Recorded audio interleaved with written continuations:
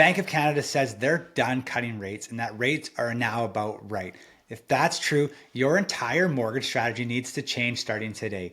I've been digging through every line of the bank's latest statement, and what I found shocked me because hidden inside the update is a warning that most homeowners will completely miss, and it's the part that determines whether rates stay flat or they jump. So by the end of this episode, you'll know exactly what this pause really means, how long it can last, and the smartest moves that you can make with your mortgage before the window closes. So let's go. Rates are frozen, and on the surface, that sounds like good news. No more increases, no immediate cuts, a sense of stability. But here's the part that most Canadians don't realize. When the Bank of Canada says rates are about right, they're not celebrating stability. They're signaling uncertainty. They're signaling caution, and they're signaling that anyone waiting for fast relief could be waiting a lot longer than they think. Canada's economy grew by a surprisingly strong 2.6% in the third quarter. Employment has posted solid gains for the past 3 or so months, and unemployment has dipped to 6.5%. Inflation is now close to target at 2.2%, with core inflation sitting around 2.5. So why does this matter for you? That's a lot of numbers. Because when the economy shows resilience, the Bank of Canada's incentive to cut rates, it disappears or evaporates. They don't cut when things look stable, they cut when things look bad. And right now, things look stable enough. But here's where the danger comes in. The bank also said this morning, uncertainty remains elevated, not moderate, not manageable, elevated. And they referenced some very real risks like US tariffs, CUSMA tensions, weaker global demand, and a Canadian economy adjusting to structural changes. This is the part too many people gloss over. Rates, they're not frozen because everything is fine. Rates are frozen because the future is so unclear. If the bank believes the current policy rate is about right, that means they see no need to stimulate the economy with cuts. It also means they see no need to cool the economy with hikes. They're sitting in the middle for now. But middle, it rarely lasts. Pauses end, and only two directions exist after a pause, either up or down. So let's talk scenarios. Scenario one, rates stay flat for the remainder of 2025 and into early 2026. Scenario two, rates rise again if inflation reaccelerates because of tariffs, supply chain friction, or stronger than expected demand. And scenario number three, cuts happen, but only if growth weakens more than expected. And even then, they'll be slow and cautious. So what does this mean for your mortgage strategy? Here's the simplest way to understand it. When rates are frozen, the opportunity isn't in waiting for cuts. It's in repositioning your cash flow, your debt structure, and your risk exposure while the ground is stable. Because once the next move happens, the game is going to change fast. I mean lightning fast.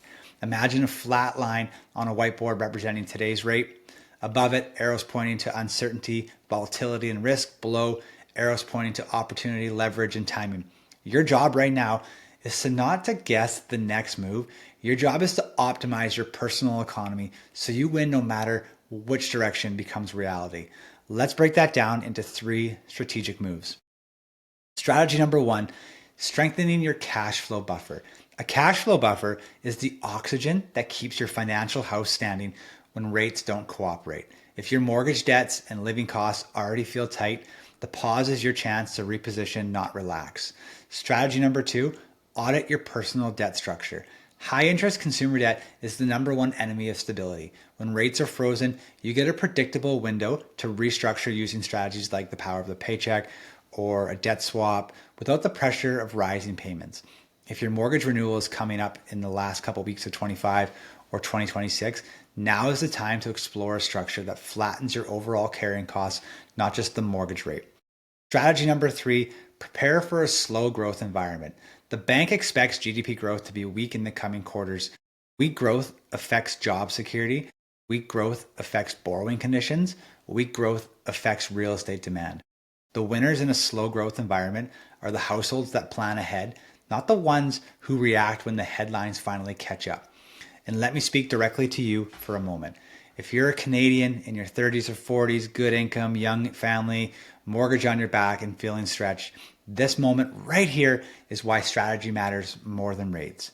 You don't need the Bank of Canada to cut for your mortgage to become more manageable. You need a blueprint that makes your money work way smarter than the market ever will. And here's the payoff. When you use your mortgage strategically, cash flow improves, debt declines, stress drops. You buy back your time. You build wealth intentionally instead of accidentally. The pause becomes opportunity, not limbo. Let me give you a real transformational example. A client of mine last year was frozen by indecision. We call it analysis paralysis, waiting for rates to fall, waiting for some sort of clarity, waiting for the market to calm down. But certainty never showed up. What did show up was opportunity. We rebuilt his cash flow plan, consolidated his high interest debts into a smarter structure, and freed up more than $1,000 per month in cash flow. No rate cut required, just strategy. And when rates eventually eased a bit, he simply won twice. The Bank of Canada says they're done for now, but your mortgage strategy isn't done. In fact, this is the moment where it matters the most, because calm waters, they never last. The next wave is coming, and the households who prepare today will ride it, not get crushed by it. If you want that to be you, start with the strategies in this episode and don't wait for the headlines to tell you what your gut already knows. And once you're done with this one, check out last week's episode on what boomers know about mortgages that millennials don't.